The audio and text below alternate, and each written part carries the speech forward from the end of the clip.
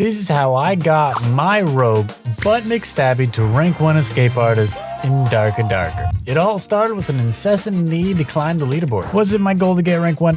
No. I just wanted to compete and see how far I could get. Now, most other people climbing the leaderboard would typically have things like a team, juiced gear, and of course, skill. I had none of those.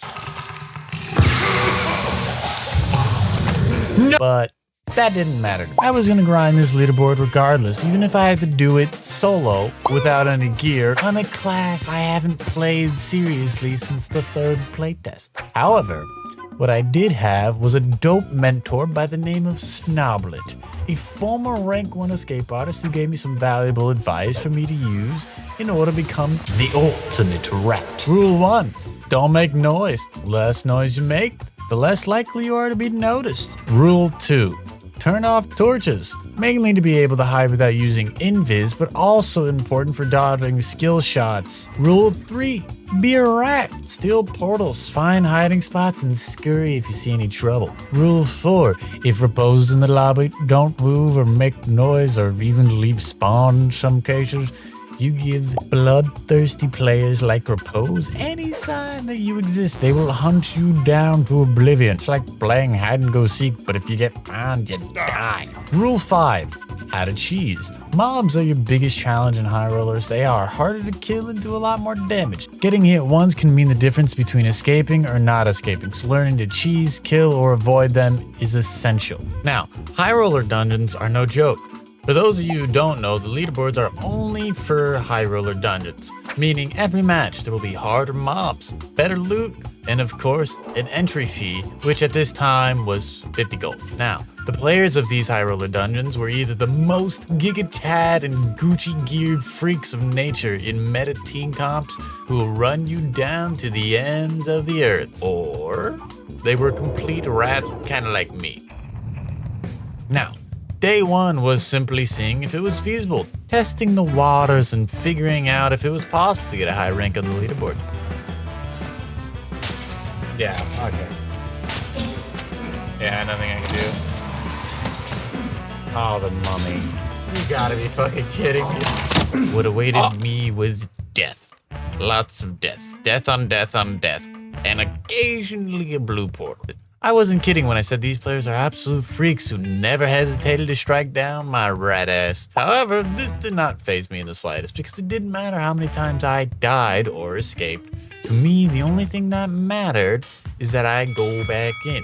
To me, it's a war of attrition. What I lacked in skill, I made up for in perseverance and staying up irresponsibly long amounts of time. All to stay ahead of my competition, which turned out to be exactly Jay and Repose, as they were both in first place for most of the first day. That being said, due to my unyielding perseverance, I finished day 1 with a lead of 1. Just 1. Anyways, on to Jay and Repose were my main competition, and unlike me, they were actually good at the game. The only reason I could surpass them was simply staying awake for longer periods of time and focusing solely on escapes. However, this was not sustainable, and I had to improve eventually. After enough torment, I can say I started dying a little bit less to mobs, learned to avoid juice lords, and generally made better use of my advice from my mentor Schnablet. Also, I was super happy when I saw a patch that came out that nerfed players' max movement speed. This impacted my competition a lot more than it impacted me, and in fact made it easier for me to get away from the juice teams. I can say I was finally starting to pull ahead by dying less and gaining a big lead on my competition. I was even able to take a day off. You know, eat some ice cream, touch some grass. It was clear to me that so long as I kept a big enough lead ahead of the 2 Giga Chads, Jade and Repose, I would eventually squeeze my way into the rank 1 spot. I even developed a clever way to avoid them in games. I'm gonna show you the number 1 best way to escape Repose and Jay right now. You ready? You watching? As soon as I had some semblance of peace and confidence that I could make rank 1, bam! A patch that nerfed me and my rat rogue friends big time. TLDR is rogues got nerfed across the board, and now my fists did more damage than my daggers. That wasn't even the worst part though. They increased the gold fee to 150 gold, the highest it has ever been. Most games I played, I barely made 50 gold back, though I could go back in. Needless to say, now it was super rare that I would actually profit from an escape. That's if I lived at all. My rat treasure trove was quickly being depleted, and the stock I owned in the golden key market was losing a lot of value fast because they had just announced the wipe. It wasn't all bad though. They reduced the numbers of players per map, meaning less bloodthirsty maniacs trying to kill me, and they adjusted the circle and portal spawning mechanics, TLDR being sometimes this happened.